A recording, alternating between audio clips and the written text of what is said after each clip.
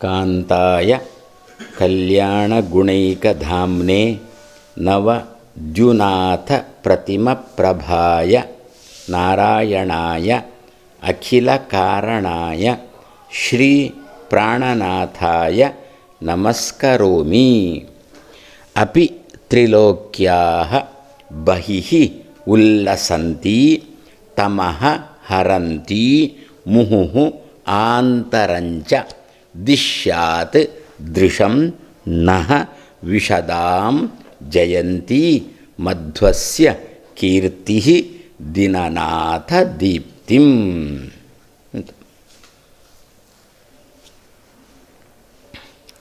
ತ್ರಿಲೋಕ್ಯಾಃ ಅಂತೂ ನಿನ್ನೆ ಏನು ನೋಡಿದೆವು? ಮಧ್ವಸ್ಯ ಕೀರ್ತಿ ನಃ ದೃಶಂ ದಿಶ್ಯಾತ್. ದೃಶಂ ಒಳ್ಳೆಯ ಜ್ಞಾನವನ್ನು, ಸಮೀಚೀನವಾದ ಕಣ್ಣನ್ನು. ದೃಕ್ ಎನ್ನುವುದಕ್ಕೆ ಕಣ್ಣು ಅಂತಲೂ ಅರ್ಥ ಉಂಟು, ದರ್ಶನ ಅಂತಲೂ ಅರ್ಥ ಉಂಟು, ಇನ್ನು ವಸ್ತು ಅಂತಲೂ ಅರ್ಥ ಮಾಡ್ಬೋದು, ನೋಡಲಿಕ್ಕೆ ಯೋಗ್ಯವಾದ ವಸ್ತು ಅಂತಲೂ ಅರ್ಥ ಮಾಡ್ಬೋದು.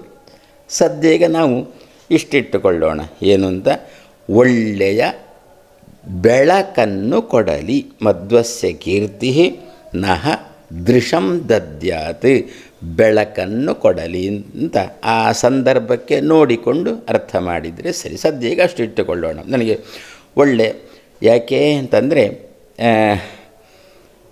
ಈ ಮಧ್ವರು ಬಂದದ್ದೇ ಲೋಕಕ್ಕೆ, ಆಧ್ಯಾತ್ಮಿಕ ಪ್ರಪಂಚಕ್ಕೆ ಕತ್ತಲೆ ಆವರಿಸಿದಾಗ, ದೇವರ ವಿಷಯದ ಬಗ್ಗೆ ಪೂರ ಕತ್ತಲೆ ಆವರಿಸಿದಾಗ ಅದಕ್ಕೆ ಬೆಳಕನ್ನು ಕೊಡುವುದಕ್ಕೋಸ್ಕರ ಜನಗಳಿಗೆ ವಿಪರೀತ ಜ್ಞಾನ ಬಂದು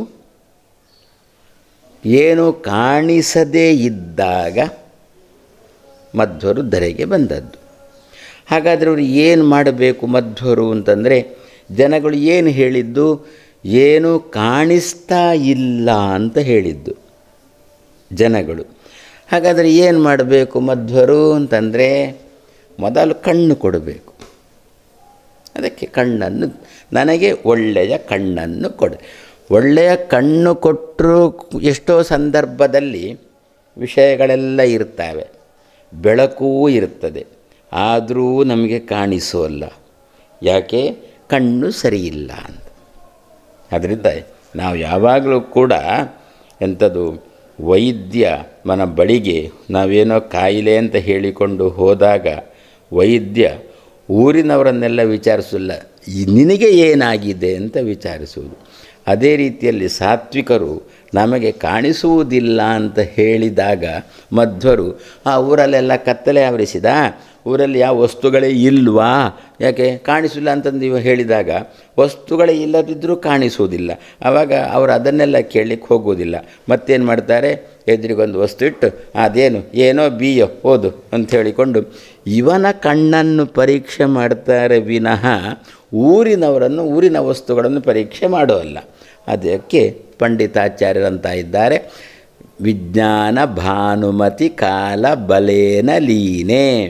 ಎಲ್ಲ ಕಡೆ ಕತ್ತಲು ತುಂಬಿ ಜನಗಳಿಗೆ ಕಾಣಿಸುವುದಿಲ್ಲ ಅಂತ ಆದಾಗ ಮಧ್ವರ ಕೆಲಸ ಏನು ಅಂತಂದರೆ, ಕತ್ತಲೆ ಓಡಿಸುವ ಕೆಲಸ ಒಂದು, ಜೊತೆಯಲ್ಲಿ ಇವನಿಗೆ ಸರಿಯಾದ ಕಣ್ಣು.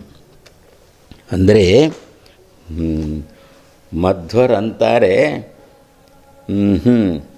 ಎಂಥದ್ದು ಲೋಕದಲ್ಲೆಲ್ಲ ವಿಪರೀತ ಜ್ಞಾನ ಹರಡಿದೆ, ಆದ್ದರಿಂದ ಏನೂ ಸರಿಯಾಗಿ ಗೊತ್ತಾಗ್ತಾ ಇಲ್ಲ ಅಂತ ಹೇಳ್ತೀಯ.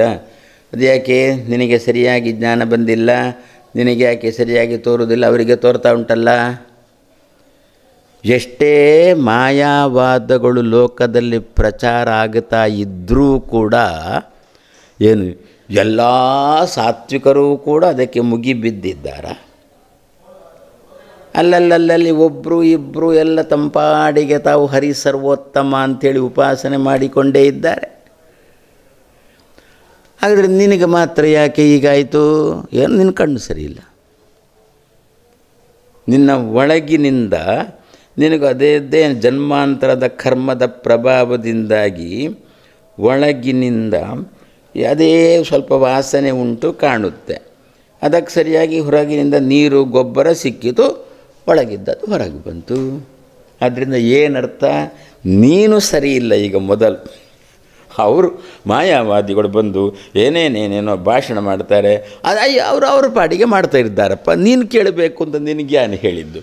ನೀನು ಕೇಳಿ ನಿನಗೆ ಅದರಲ್ಲಿ ಸ್ವಲ್ಪ ಮನಸ್ಸಾಯಿದ್ರೆ ಒಳಗಿನಿಂದ ಸರಿ ಇಲ್ಲ ಅಂತ ಅರ್ಥ. ಅದಕ್ಕೆ ನಿನಗೆ ಕಣ್ಣು ಕೊಡಬೇಕೀಗ ಮೊದಲು ಅಂತ ಹೇಳಿಕೊಂಡು ಅದನ್ನು ಪಂಡಿತಾಚಾರ್ಯರು ಪ್ರಾರ್ಥನೆ ಮಾಡ್ತಾ ಇದ್ದಾರೆ. ದಿಶ್ಯಾತ್ ನಹ ದೃಶಂ, ನನಗೆ ಕಣ್ಣನ್ನು ಕೊಡಲಿ ಅಂತ ಪ್ರಾರ್ಥನೆ ಮಾಡ್ತಾ ಇದ್ದಾರೆ. ಯಾವಾಗಲೂ ಕೂಡ ನಾವು ಇನ್ನೊಬ್ಬರ ಮೇಲೆ ದೋಷ ಹೊರಿಸುವುದಕ್ಕಿಂತ ಮೊದಲು ನಮ್ಮಲ್ಲೇನು ದೋಷ ಉಂಟು ಅಂತ ನೋಡಿಕೊಳ್ಬೇಕು. ನನ್ನಲ್ಲಿ ಏನೂ ದೋಷ ಇಲ್ಲ ಆದರೂ ಕೂಡ ಕಾಣಿಸ್ತಿಲ್ಲ ಅಂದರೆ ಹೊರಗಿನಿಂದ ಏನೋ ತೊಂದರೆ ಅಂತ ಅರ್ಥ ಅಂತ. ಈಗ ಮೊದಲು ನಿನ್ನ ಕಣ್ಣು ಸರಿ ಮಾಡಿಕೋ. ನೀನು ಯಾಕೆ ಹಳದಿ ಕಣ್ಣಿನಲ್ಲೇ ನೋಡಬೇಕು ಅಂತ ಬೇರೆ ಕನ್ನಡಕ ಹಾಕೋ, ನಾನು ಕೊಡ್ತೇನೆ, ಮಧ್ವರು ಕೊಡ್ತಾರೆ ಅಂತ. ಹಾಗಾದರೆ ಅಕಸ್ಮಾತ್ ಅಂದರೆ ನಮ್ಮಲ್ಲಿ ದೈನಂದಿನ ಜೀವನದಲ್ಲಿಯೂ ಆಗಬಹುದು, ಏನು ತಂದೆ ತಾಯಿಗಳು ಮಕ್ಕಳಿಗೆ ಏನಾದರೂ ಉಪದೇಶ ಮಾಡೋದು, ಆ ಉಪದೇಶವನ್ನು ಮಕ್ಕಳು ವಿಪರೀತ ತಿಳ್ಕೊಳ್ಳೋದು. ಯಪ್ಪ ನಮಗೆ ನನ್ನನ್ನು ಕಂಡರೆ ಆಗೋಲ್ಲ, ಆದರೆ ನನಗೆ ಯಾವಾಗಲೂ ನನಗೇನೇ ಹೇಳ್ತಾ ಇರ್ತಾರೆ ಅಂತ ಮಠದಲ್ಲಿ ಇದ್ದದ್ದೇ ಇಂಥದ್ದೆಲ್ಲ. ಅವರು ನನಗೇನೇ ಹೇಳ್ತಾ ಇರೋದು ಯಾವಾಗಲೂ ಕೂಡ, ಅವನಿಗೇನು ಕೆಲಸನೇ ಮಾಡೋಲ್ಲ, ಅವನು ತೆಪ್ಪಗೆ ಬಿದ್ದುಕೊಂಡಿದ್ದಾನೆ, ಅವನಿಗೇನು ಹೇಳುವುದೇ ಇಲ್ಲ ಅಂಥೇಳಿ ಈ ರೀತಿಯಲ್ಲಿ ತಿಳ್ಕೊಳ್ಳುವ ಪ್ರಸಂಗ ಬಂದಾಗ ಏನರ್ಥ? ಅವನ ಕಣ್ಣು ಸರಿ ಇಲ್ಲ ಅಂತ ಅರ್ಥ, ಅವನ ದೃಷ್ಟಿ ಸರಿ ಇಲ್ಲ ಅಂತ ಅರ್ಥ, ದೃಷ್ಟಿಕೋನ ಸರಿ ಇಲ್ಲ ಅಂತ ಅರ್ಥ. ಮತ್ತು ಕೋಣ ದೃಷ್ಟಿಯಿಂದಲೇ ನೋಡ್ತಿದ್ದಾನೆ ಅಂತ ಅರ್ಥ. ದೃಷ್ಟಿ ಆಮೇಲೆ ಹೇಳೋದುಂಟಲ್ಲ, ದೃಷ್ಟಿಕೋನ ಸರಿ ಇಲ್ಲ ಅಂತ ಹೇಳಿಕೊಂಡು, ದೃಷ್ಟಿಕೋನ ಸರಿ ಇಲ್ಲ ಅಂತಂದರೆ ಏನೋ ವಿಪರೀತ ಆಗಿದೆ ಅಂತ ಅರ್ಥ. ದೃಷ್ಟಿಕೋನ ವಿಪರೀತ ಮಾಡಿ ಕೋಣ ದೃಷ್ಟಿ ಅಂತ ಅರ್ಥ ಅದು. ಇಂತಹ ಸಂದರ್ಭದಲ್ಲಿ ನಾವು ಯಾರೋ ಒಬ್ಬ ವ್ಯಕ್ತಿಯನ್ನು ಕುರಿತು ನಾವು ಹೇಳ್ತಾ ಇರುವಾಗ ಅವ ಅದನ್ನು ವಿಪರೀತವಾಗಿ ತಿಳಿಯದೇ ಇರಬೇಕಾದ್ರೆ ಅಪ್ಪಮ್ಮ ಮಾಡತಕ್ಕಂಥ ಉಪದೇಶವನ್ನು ಮಕ್ಕಳು ವಿಪರೀತವಾಗಿ ತಿಳ್ಕೊಂಡು ಅಪ್ಪಮ್ಮನಿಗೆ ತಿರುಗಿ ಬೀಳದೇ ಇರತಕ್ಕಂಥ ಪ್ರಸಂಗ ಬರಬೇಕು ಅಂತಾದರೆ ಮಧ್ವ ವಿಜಯದ ಈ ಶ್ಲೋಕ ದಿಶ್ಯಾತ್ ದೃಶಂ ನಹ, ನಮಗೆ ಒಳ್ಳೆಯ ದೃಷ್ಟಿಯನ್ನು ನೋಡತಕ್ಕಂಥ ದೃಷ್ಟಿಯನ್ನು, ನಮಗೆ ಒಳ್ಳೆಯ ದೃಷ್ಟಿಯನ್ನು ಕೊಡಲಿ ಅಂತ. ಅಪ್ಪಮ್ಮನನ್ನು ಒಳ್ಳೆಯ ದೃಷ್ಟಿಯಿಂದ ನೋಡುವಂತೆ ಆಗಲಿ. ಉಪದೇಶ ಮಾಡತಕ್ಕಂಥ ಅಪ್ಪಮ್ಮನನ್ನು ಒಳ್ಳೆಯ ದೃಷ್ಟಿಯಿಂದ ನೋಡುವಂತಾಗಲಿ ಎನ್ನುವ ದೃಷ್ಟಿಯಿಂದ ನಾರಾಯಣ ಪಂಡಿತಾಚಾರ್ಯರು ಮೊದಲು 3ನೇ ಶ್ಲೋಕದಲ್ಲೇ ಈ ರೀತಿ ಪ್ರಾರ್ಥನೆ ಮಾಡ್ತಾ ಇದ್ದಾರೆ. ಮುಂದೆ ನಾನು ಮಧ್ವರ ಜೀವನ ಚರಿತ್ರೆಯನ್ನು ಹೇಳಲಿಕ್ಕೆ ಹೊರಟಿದ್ದೇನೆ. ಯಾವಾಗ ಯಾವ ರೀತಿಯ ಪ್ರಾರಬ್ಧ ಫಲ ಕೊಡಲಿಕ್ಕೆ ತಯಾರಾಗ್ತದೆ ಅಂತ ಗೊತ್ತಿಲ್ಲ. ಅದು ಯಾವಾಗ ಯಾರಿಗೆ ಯಾವಾಗ ಏನು ಬೇಕಾದರೂ ಆಗ್ಬೋದಲ್ಲ. ಎಂಥದ್ದು ಮನೆಯಲ್ಲಿ ನಾವು ಇಂಥದ್ದು ನೋಡ್ತಾ ಇರ್ತೇವಲ್ಲ, ಭಾರೀ ವೈದಿಕ ಅಂತಿರ್ತಾನೆ, ಒಮ್ಮೆಲೆ ಪೂರಾ ನಾಸ್ತಿಕ್ಯ ಬುದ್ಧಿ ಬಂತು, ಅದೆಲ್ಲ ಹಾಗೆ ಹೇಗೆ ಅಂತಂದ ಏನೋ ಲೌಕಿಕದ ಬರುತ್ತೆ. ಪೂರಾ ಲೌಕಿಕದಲ್ಲಿರ್ತಾನೆ, ಪೂರ ಬದಲಾಗಿ ಬಿಟ್ಟ, ವೈದಿಕನಾಗ್ತಾನೆ. ಅದರಿಂದ ಯಾವಾಗ ಏನು ಯಾರಿಗೆ ಎಂಥದ್ದು ಅಂತ ಹೇಳಲಿಕ್ಕೆ ಬರುವುದಿಲ್ಲ. ಅದಕ್ಕೂ ಪಂಡಿತಾಚಾರ್ಯರು ಅವರೀಗ ಗಟ್ಟಿ ಇದ್ದಾರೆ, ಆದ್ದರಿಂದ ಎಂದೂ ಕೂಡ ಅವರ ಮನಸ್ಸಿನಲ್ಲಿ ವಿಪರೀತವಾದ ಭಾವನೆ, ದೇವರ ಧರ್ಮದ ಬಗ್ಗೆ ವಿಪರೀತ ಭಾವನೆ ಬರುವುದಿಲ್ಲ. ಆದರೆ ನಮ್ಮನ್ನು ಅವರ ದೃಷ್ಟಿಯಲ್ಲಿಟ್ಟುಕೊಂಡು ಏನೋ ಮಧ್ವಿಜಯ ಓದಲಿಕ್ಕೆ ಅಂತ ನಾವು ಶುರು ಮಾಡ್ತೇವೆ, ಮಧ್ವಿಜಯ ಪಾಠ ಮಾಡಿ ಅಂತೇಳಿ ಶುರು ಮಾಡ್ತೇವೆ. ಸ್ವಲ್ಪ ದಿವಸ ಪಾಠ ಆಗುತ್ತೆ, ಆಮೇಲೆ ನಮಗೇನೆ ಸಾಕು ಅಂತ ತೋರಬಾರ್ದು ಅಂತ ಏನಿಲ್ಲ. ಅದಕ್ಕೋಸ್ಕರ ಪಂಡಿತಾಚಾರ್ಯರು ಮೊದಲೇ ಈ ಗ್ರಂಥವನ್ನು ಯಾರು ಓದಲಿಕ್ಕೆ ಶುರು ಮಾಡುತ್ತಾನೆ ಅವನಿಗೆ ಈ ಗ್ರಂಥದ ತುಂಬ ಇದು ಭಾರವಾದ ಗ್ರಂಥ ಎನ್ನುವ ಭಾವನೆ ಬರಬೇಕು. ಪುಕ್ಕಟೆ ಬರೇ ಏನಂತ ಒಂದು ವ್ಯುತ್ಪತ್ತಿಗೋಸ್ಕರ ಓದುವುದು ಅಂಥದ್ದೆಲ್ಲ ಬರಬಾರ್ದು. ಗೌರವ ಬುದ್ಧಿಯಿಂದ ನೋಡುವ ದೃಷ್ಟಿ ಬರಬೇಕು. ಈ ಗ್ರಂಥವನ್ನು ಓದಲಿಕ್ಕೆ ಅಂತ ತೊಡಗಿದವನ ತಲೆಯಲ್ಲಿ ಏನಿರಬೇಕು ಅಂತಂದರೆ, ನನಗೆ ಸುಧಾಮಂಗಳ ಆಗಬೇಕು ಎನ್ನುವ ದೃಷ್ಟಿ ಇರಬೇಕು. ಆ ದೃಷ್ಟಿಯನ್ನು ಯಾರು ಕೊಡಬೇಕು? ಮಧ್ವರೇ ಕೊಡಬೇಕು. ಅನುವ್ಯಾಖ್ಯಾನ ಗ್ರಂಥ ಕರ್ತೃಗಳಾದ ಮಧ್ವರೇ ಕೊಡಬೇಕು. ಅದಕ್ಕೋಸ್ಕರ ಪಂಡಿತಾಚಾರ್ಯರು ಅಂತ ಇದ್ದಾರೆ, ಈ ಗ್ರಂಥವನ್ನು ಬರೀಲಿಕ್ಕೆ ಅಂತ ಆರಂಭ ಮಾಡಿದ್ದೇನೆ. ಮಧ್ಯದಲ್ಲಿ ನನಗೆ ಯಾರ್ಯಾರೋ ಏನೇನೋ ರೀತಿಯಾಗಿರತಕ್ಕಂತಹ ದೃಷ್ಟಿ ಇಟ್ಟುಕೊಂಡು ನನಗೇನೋ ಚುಚ್ಚುವುದು. ನಿಮ್ಮ ಅಪ್ಪ ಇದ್ದಿರಬಹುದ್ರಿ, ಅವರು ಕೂಡ ಮೊನ್ನೆ ಬದಲಾದದ್ದಲ್ವ. ನಿಮ್ಮ ಅಜ್ಜನನ್ನು ನೋಡಿ, ಅವರಿಗೊಂದ ಸಾಯುವ ತನಕ ತಾವು ಮಾಯವಾದದಲ್ಲಿ ಇದ್ದದ್ದಲ್ವ ಅಂತ. ಹೀಗೆ ಯಾರಾದರೂ ಬಂದು ಪಂಡಿತಾಚಾರ್ಯರಿಗೆ ಹೇಳಿಕೊಟ್ಟು ಪಂಡಿತಾಚಾರ್ಯರಿಗೆ ಹೌದಲ್ಲ ಅಂತಂದುಬಿಟ್ರೆ, ನಿಮ್ಮಪ್ಪನಿಗೆ ಬುದ್ಧಿ ಇಲ್ಲ, ಏನೋ ದಾರಿ ತಪ್ಪಿದ್ರಪ್ಪ, ನಿಮ್ಮ ಅಜ್ಜನ ನೋಡಬಾರ್ದ ನೀವು ಅಂತ ಹೀಗೆ ಏನಾದರೂ ಹೇಳಿ ದಾರಿ ತಪ್ಪಿಸುವ ಪ್ರಸಂಗ ಬರಬಾರ್ದು. ಅದಕ್ಕೋಸ್ಕರ ನಹ ದೃಶಂ ದದ್ಯಾತ್ ಮಧ್ವಸ್ಯ ಕೀರ್ತಿ ನಹ ದೃಶಂ ದದ್ಯಾತ್. ಮಧ್ವರೇ ಕೊಡಲಿ ಅಂತಂದು ಬಿಟ್ಟರೆ ಮಧ್ವರ ಎದುರಿಗೆ ಇರಲ್ಲ. ಯಾಕೆ ಇವರೆಲ್ಲೆಲ್ಲೆಲ್ಲೋ ಇರ್ತಾರೆ, ಪಂಡಿತಾಚಾರ್ಯ ಎಲ್ಲೋ ಇರ್ತಾರೆ, ಮಧ್ವರು ಎಲ್ಲೋ ಇರ್ತಾರೆ. ಅದಕ್ಕೆ ಆದರೆ ಮಧ್ವರ ಕೀರ್ತಿ ಎಲ್ಲ ಕಡೆ ಇದೆ. ಪಂಡಿತಾಚಾರ್ಯ ಎಲ್ಲೆಲ್ಲಿರ್ತಾರೋ ಅಲ್ಲೆಲ್ಲ ಅದಕ್ಕೆ ಹೇಳಿದ್ದು ಕಾಣುತ್ತೆ. ನೀನು ಯಾಕೋ, ನಿನ್ನ ಹಂಗೆ ಯಾಕೋ, ನಿನ್ನ ಕೀರ್ತಿಯ ಬಲ ಹೊಂದಿದ್ದರೆ ಸಾಕೋ. ದೇವರಿಗಾಗುವಾಗ ನಿನ್ನ ನಾಮದ ಬಲ ಹೊಂದಿದ್ದರೆ ಸಾಕು, ಮಧ್ವರಿಗಾಗುವಾಗ ನಿನ್ನ ಕೀರ್ತಿಯ ಬಲ ಹೊಂದಿದ್ದರೆ ಸಾಕು. ಅದಕ್ಕೆ ಏನಂದರು ಅಂತಂದರೆ, ಒಂದು ರೀತಿಯಲ್ಲಿ ಅದಕ್ಕೆ ಸೂರ್ಯನ ಬೆಳಕಿನ ಹೋಲಿಕೆಯನ್ನು ಕೊಟ್ಟು, ಅದಕ್ಕೆ ಮೀರಿ ಉಂಟು ಅಂತ ಹೇಳ್ತಾರೆ ಪಂಡಿತಾಚಾರ್ಯರು ಹೇಳ್ತಾರೆ. ಸೂರ್ಯನ ಬೆಳಕಿನ ಹೋಲಿಕೆಯನ್ನು ಕೊಟ್ಟು ಮತ್ತೆ ಅಂತಾರೆ ಅದನ್ನು ಮೀರಿದ್ದು ಅಂತ ಮತ್ತೆ ಅಂತಾರೆ. ಸೂರ್ಯನ ಬೆಳಕಿನ ಹೋಲಿಕೆ ಕೊಟ್ಟದ್ದು ಯಾಕೆ ಅಂತಂದರೆ, ನಾವು ಹೋದಲ್ಲೆಲ್ಲ ಹೇಗೆ ಸೂರ್ಯನ ಬೆಳಕು ಉಂಟು, ಒಬ್ಬನೇ ಸೂರ್ಯ, ಅವನದ್ದೇ ಬೆಳಕು ಎಲ್ಲ ಕಡೆಯೂ ಕೂಡ. ಅದೇ ರೀತಿಯಲ್ಲಿ ಒಬ್ಬರೇ ಮಧ್ವರು, ಅವರದ್ದೇ ಕೀರ್ತಿ. ಎಲ್ಲಿ ಹೋದರೂ ಕೂಡ ಒಬ್ಬರೇ ಮಧ್ವರ ಕೀರ್ತಿ, ಹೊರತು 10 ಮಧ್ವರಿಲ್ಲ. ಈಗ ನನ್ನ ಹೆಸರಿಂದ 100 ಜನ ಇದ್ದಾರೆ. ಇದು ಸ್ವಲ್ಪ ದೂರ ತನಕ ನನ್ನ ಕೀರ್ತಿ ಅಂದರೆ, ಮತ್ತೆ ಸ್ವಲ್ಪ ಆಚೆ ಹೋದ್ಮೇಲೆ ಅಲ್ಲಿ ಇನ್ನೊಬ್ಬ ವಿಶ್ವಪ್ರಿಯ ಇದ್ದಾನೆ, ಅವನ ಕೀರ್ತಿ ಅಂತ.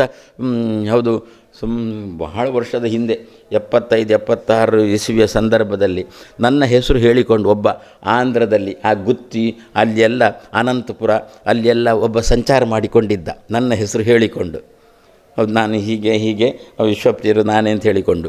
ಅದು ಸೋಜಿಗೆ ಏನು ಅಂತಂದರೆ, ಅವನಿಗೆ ಯಾರೋ ಒಬ್ಬ ಶಿಷ್ಯನಾಗಿ ಅವ ಈ ವಿಶ್ವಪ್ರಿಯ ವಿಳಾಸ ನಂದೇ ಕೊಟ್ಟಿದ್ದದ್ದು, ಅವನಿಗೆ ಸ್ವಂತ ವಿಳಾಸ ಇಲ್ಲ, ನನ್ನ ವಿಳಾಸನೇ ಕೊಡ್ತಿದ್ದದ್ದು. ಅವ ತಿರುಗಾಡ್ಕೊಂಡು ಎಲ್ಲ ಇದು ಪ್ರಚಾರ ಮಾಡ್ತಾ ಇದ್ದ. ಆ ವಿಶ್ವಪ್ರಿಯನಿಗೆ ಈ ಅಡ್ರೆಸ್ಸಿಗೆ ಅನಂತಪುರದ ಒಬ್ಬ ಮೊನ್ನೆ ಅವ ತೀರಿ ಹೋದ್ದು. ನಾನು ಅಂತ ಅವನಿಗೆ ಬಹಳ ಒಂದಿಷ್ಟು ದೊಡ್ಡ ಡಬ್ಬಿಯಲ್ಲಿ ಮಾವಿನ ಹಣ್ಣು ಆ ವಿಶ್ವಪ್ರಿಯನ ತಲೆಯಲ್ಲಿ ಇಟ್ಟುಕೊಂಡದ್ದು. ಈ ವಿಶ್ವಪ್ರಿಯನ ಅಡ್ರೆಸ್ಸಿಗೆ ಕಳಿಸಿದ್ದು. ನನಗೆ ಬಂತು ಮಾವಿನ ಹಣ್ಣು ಬಂತು, ಒಂದು ಕೃಷ್ಣಾಜಿನ ಬಂತು. ಎಲ್ಲಿಯ ತನಕ ಅಂತ ಅನಂತಪುರದಲ್ಲಿ ಒಂದು ಸಭೆ ಆಯಿತು. ಸಭೆ ಆದಾಗ ಅವ ಎಲ್ಲ ವಿಳಾಸ ಕೊಡ್ತಾ ಇದ್ದದ್ದು ಉಡುಪಿ ವಿಶ್ವಪ್ರಿಯ ತೀರ್ಥ ಅಂತ ವಿಳಾಸ ಕೊಡ್ತಾ, ಉಡುಪಿ ಅದ್ಮಾರ್ಮಠ ವಿಶ್ವಪ್ರಿಯ ತೀರ್ಥ. ಆ ಸಭೆಗೆ ನನ್ನ ಗುರುಗಳು ಹೋಗಿದ್ದರು.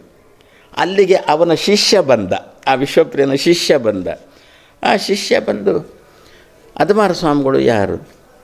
ನನ್ನ ಗುರುಗಳು. ನಾನು ನನಗೆ ನೀವಲ್ಲ, ನನಗೆ ಆ ವಿಶ್ವಪ್ರಿಯರು ಬೇಕು ಅಂತ ಅವ್ರ ಹತ್ರ ಜಗಳ ಮಾಡಿ ಹಿಂಗೆ ಮೊನ್ನೆ ತನಕ ನಾನಂದರೆ ಅವನಿಗೆ ಮತ್ತೆ ಭಾರಿ ಅಂದರೆ ಈಗ ಮೊನ್ನೆ ತೀರಿ ಹೋದ.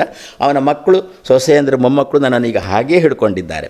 ಹಾಗೆ ಒಂದು ಇದರ ತನಕ ನಾನು, ಮತ್ತು ಅದರ ಮಾಚೆ ಮತ್ತೊಬ್ಬ ವಿಶ್ವಪ್ರಿಯ, ಅದರ ಆಚೆ ಇನ್ನೊಬ್ಬ ವಿಶ್ವಪ್ರಿಯ, ಹಾಗೇ ಇಲ್ಲ. ಅದಕ್ಕಂದರೂ ಮಧ್ವರನ್ನು ಸೂರ್ಯನಿಗೆ ಹೋಲಿಸಿದರು. ಹೇಗೆ ಒಬ್ಬನೇ ಸೂರ್ಯನ ಬೆಳಕು ಎಲ್ಲ ಕಡೆ ಹರಡಿದೋ ಅದೇ ರೀತಿಯಲ್ಲಿ ಒಬ್ಬರೇ ಮಧ್ವರ ಕೀರ್ತಿ ಎಲ್ಲ ಕಡೆ ಹರಡಿದೆ. ಆದ್ದರಿಂದ ನನಗೆ ದೃಷ್ಟಿಯನ್ನು ಕೊಡತಕ್ಕಂಥದ್ದು ಮಧ್ವರು ಬೇಡ, ಮಧ್ವರ ಕೀರ್ತಿಯನಿಗೆ ದೃಷ್ಟಿ ಕೊಡಲಿ. ಮಧ್ವರು ದೈಹಿಕವಾಗಿ ಎಲ್ಲೋ ಒಂದು ಕಡೆ ಇರ್ತಾರೆ, ಅವರ ಕೀರ್ತಿ ಎಲ್ಲ ಕಡೆಯೂ ಹರಡಿಕೊಂಡಿರುತ್ತೆ. ಆದ್ದರಿಂದ ಆ ಕೀರ್ತಿ ನಾನು ಎಲ್ಲೆಲ್ಲಿ ಗ್ರಂಥ ಬರೀತೇನೆ ಅಂತ ಹೇಳಲಿಕ್ಕೆ ಬರೋಲ್ಲ. ಸಂಚಾರಕ್ಕೆ ಹೋಗ್ತಿರ್ತೇನೆ, ಅಲ್ಲಿ ಶಿಷ್ಯರು ಸಿಕ್ಕಿದ್ರು, ಅವರ ಹತ್ರ ಕೇಳಿದೆ, ಅಲ್ಲೇ ಬರೆದೆ. ಶಿಷ್ಯರು ಏನು ಹೇಳ್ತಾರೆ ಮಧ್ವರ ಬಗ್ಗೆ ಚರಿತ್ರೆ ಅಲ್ಲೇ ಬರೆದೆ. ಅಲ್ಲೇ ಬರೆಯುವಾಗ ನನಗೆ ಒಳ್ಳೆಯ ದೃಷ್ಟಿ ಕೊಡಬೇಕು. ಒಳ್ಳೆಯ ದೃಷ್ಟಿ ಯಾರು ಕೊಡಬೇಕು? ಮಧ್ವರ ಕೀರ್ತಿ ಕೊಡಬೇಕು. ಮಧ್ವರ ಕೊಡಲಿ ಅಂತಂದರೆ ಅವರನ್ನು ಹುಡ್ಕೊಂಡು ಹೋಗೋದು ಯಾರು? ಅದಕ್ಕೆ ಅವರ ಕೀರ್ತಿ ಸೂರ್ಯನ ಬೆಳಕಿನಂತೆ ಜನ ಜೊತೆಗಿರಲಿ. ಇನ್ನೂ ಒಂದು ವಿಶೇಷ ಅಂತಂದು ಬಿಟ್ಟರೆ, ಸೂರ್ಯನ ಬೆಳಕು ಯಾವಾಗ ಸೂರ್ಯನಿಗೆ ಏನಂತ ಕರೆದ್ರು? ದಿನನಾಥ ಅಂತ ಕರೆದ್ರು.